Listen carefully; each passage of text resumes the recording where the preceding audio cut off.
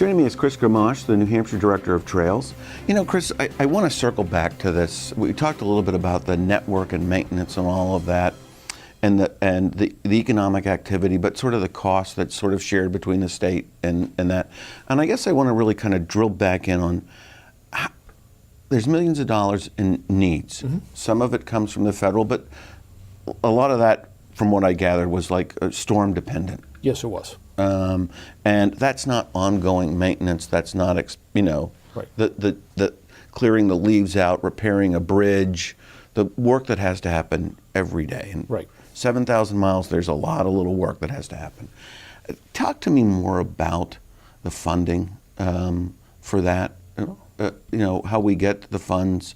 Sure. Who are the key constituents there? Sure. You know, what most people don't understand is the New Hampshire Bureau of Trails is a dedicated funded group. So we don't have general tax dollars that come out to support our operations. So you can't get cut in the general fund. That's the good news, I guess. Well, you know, anything can get cut. But we're not part of that. When you take an overall 20% every agency, ours is whatever we raise for funds we utilize. But we're only paid from motorized users. Snowmobile and OHRV registrations are the sole source of funding for our operations. And then we do have some federal highway administration funds through the Recreational Trails Program, and that's gas tax, again, off snowmobiles and off-highway vehicles. So the motorized users are paying the full dime for us. So when people who are hiking and biking and they're seeing somebody on a ATV or whatever, since those are the people that are truly right. And that's one thing we try and get apart. Even if you may not like all the other users, but everyone should be respectful of the other user and be mindful of who's actually paying to keep the trail open and doing the underlying maintenance. The volunteer groups that we talked about, Friends of the Northern Rail Trail, there's 2 of them, Grafton and Merrimack County, have done a lot of grant writing to get additional funds for the improvements.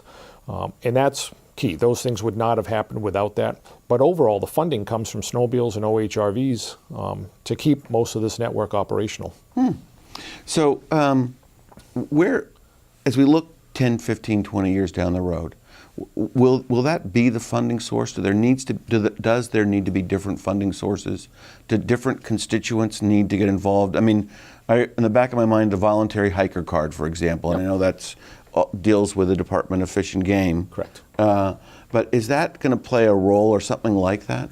I think in the future something like that is going to have to play a role. More people want to be outside, more people want access, but unfortunately the pay-to-play model is almost where I think it needs to go in the future. You mentioned the volunteer hiker card that the New Hampshire Fish and Game Department is getting ready to roll out next month, and that's for search and rescue operations alone. Today if you register a snowmobile, an OHRV, a boat, or you have a hunting or fishing license, you contribute $1 or more to that fund. But they're the minority users from it. It's predominantly, a lot of it is hiking, a lot of it's in the White Mountain National Forest. So the people that are utilizing the majority of the service don't pay into it. And I think, going forward, that's a model we have to look at. Is whether there's a recreational pass, maybe not even a voluntary hiker card, but more permanent one in the future.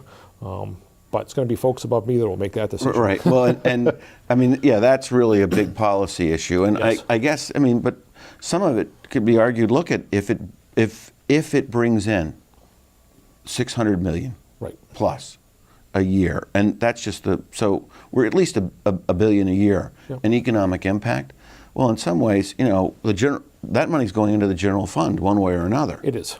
So is it something that DRED itself says, look at this as an economic engine, we've got to love this economic engine and support it? Is that we at do. all? We promote it through tourism's division, the economic development. That's part of bringing businesses here to New Hampshire and trying to retain, the youth and the young workers in New Hampshire is the recreational values in their off time. That quality of life is what these trails are all about. So it ties into every other aspect, and it does. It brings a lot of money into the general fund, but we don't take anything out of it to support it.